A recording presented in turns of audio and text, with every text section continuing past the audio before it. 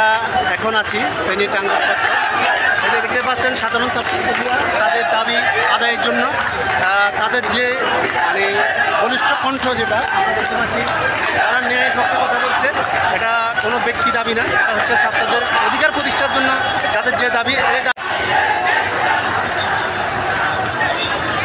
Advocate আমরা ছাত্রদের সাথে একত্রতা প্রকাশ করতেছি। আমরা আইনজীবী সমাজও ছাত্রদের সাথে একত্রতা প্রকাশ করছি, তাদেরকে আইনি সহযোগিতা করবো ইনশাল্লাহ।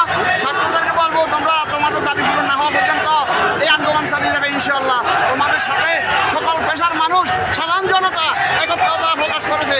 আজকে টাং রোড জনসাধারণ ভরপুর ইনশাল্লাহ।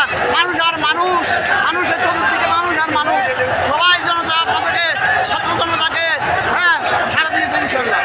ভাই এখন না দরকার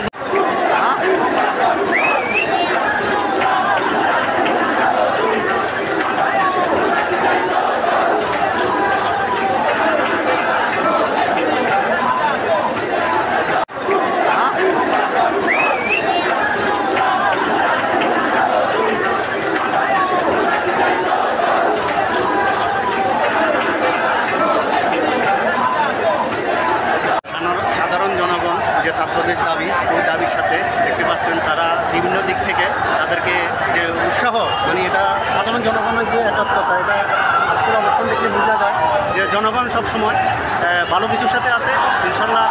এটা হচ্ছে তার প্রমাণ যে তারা তাদের দাবির জন্য তারা সুশৃঙ্খলভাবে তারা এখানে অবস্থান করতেছে ফেনী টাঙ্গুয়ার চত্বর।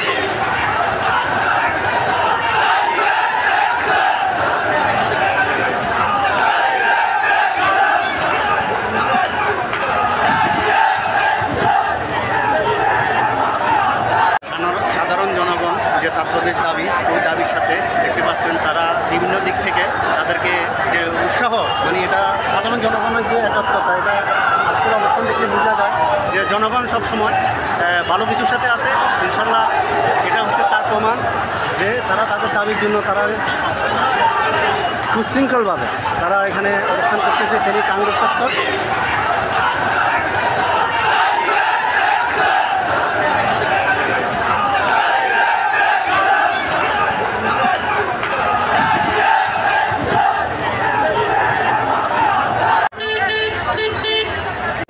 আমরা তো আর পাবো না, আমরা তো চাকরি করি অলরেডি।